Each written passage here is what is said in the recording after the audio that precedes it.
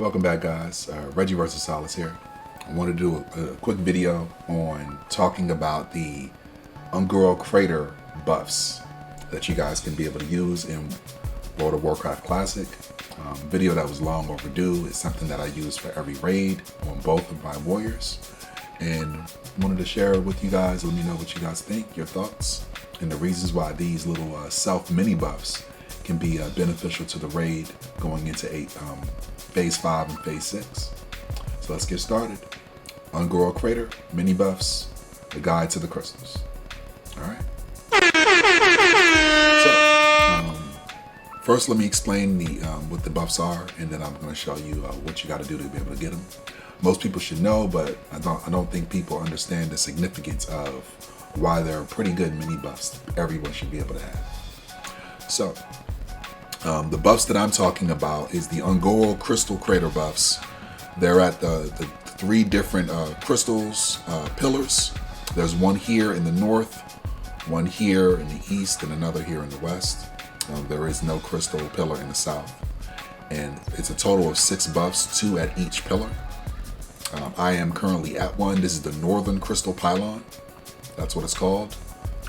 Right here, right close to Marshall's Refuge in Ungoro Crater. The ones that you can be able to get is, or the most significant I should say, is the Crystal Charge. This one here, on use, it inflicts 383 damage to 517 fire damage to targets in a 3-yard radius. It does share cooldowns with your engineering, grenades or bombs and things like that.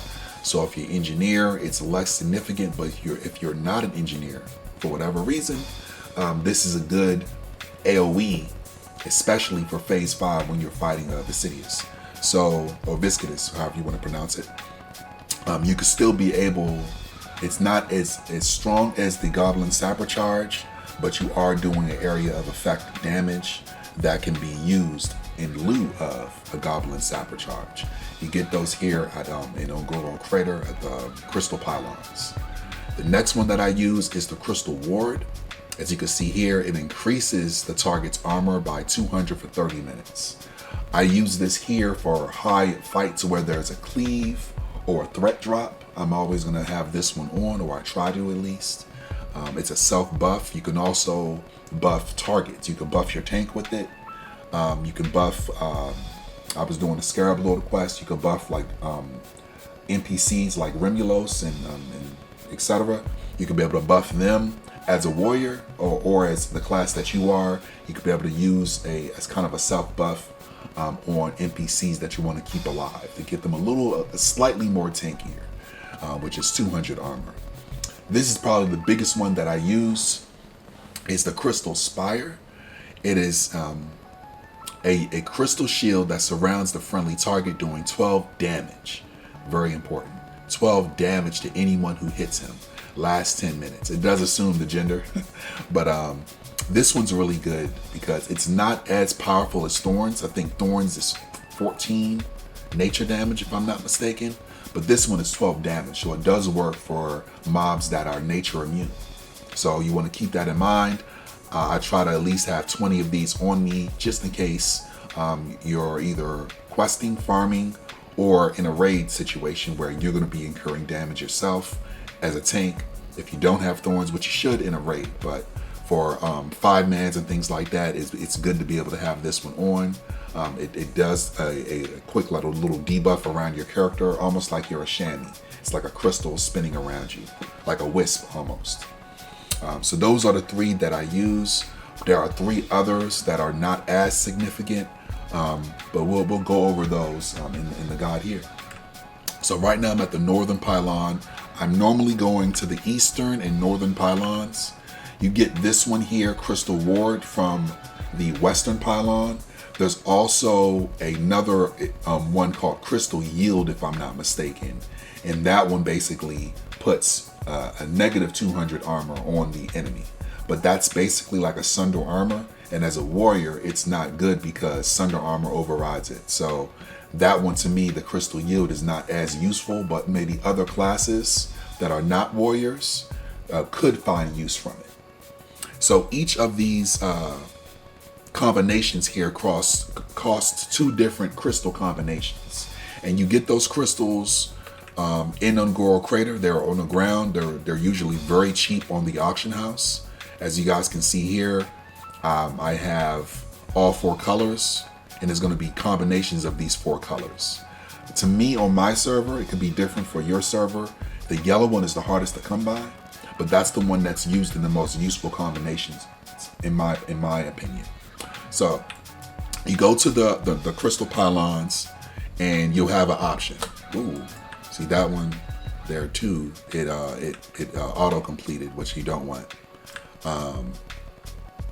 Right here, as you can see, the crystal restore, which is useful. I had ran out of these. I didn't want to kind of use it, but here we are. The crystal restore, so the crystal restore, it heals the target for 670 damage over 15 seconds. This is a good use. It doesn't share cooldowns with your warlock candy or your potions, so you can use that to get like an extra heal. It does it over time though, so if you're desperate, you don't want to use this one, but you can definitely use it if you have those on cooldown as an extra heal to kind of keep you up in adverse situations. It's also good in PvP, but don't get too familiar using it because it does use the yellow crystal, which is hard to come by, at least on my server. All right, so you saw the example there of going to the pylons for using the 2 crystal combinations. The ones you use the most is either red and yellow or blue and yellow. As you can see, there's a lot of greens. The greens are not as useful. There's also a spirit one that you can use for that, which gives you a little bit of spirit, but it's not as powerful as the priest spirit buff. So you definitely don't want to use this one here too. So that's the kind of guide that I have here for the Ungoro Crater crystal mini buffs. These are the ones that I use. As you can see here, I'll put this one up there. There's, give a quick recap, Crystal Restore, Crystal Spire, very good. It helps well with my AoE tank set, as it gives you almost like a mini Thorns. If you don't have a druid, you use these, you'll be able to have that area of effect on yourself.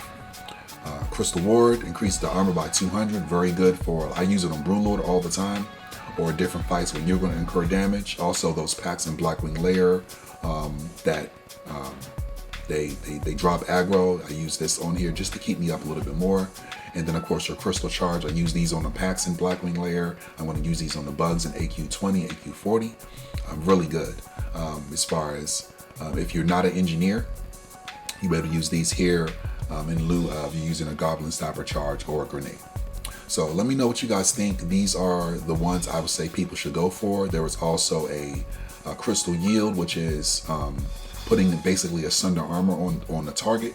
And then there's also a spirit one that you can use that gives you spirit, but priests are handy. The priest one is a little more viable than this one. But these are the 4 crystal charges. You get these by turning in these red power crystals. You're going to be able to find these all around Ungoro Crater.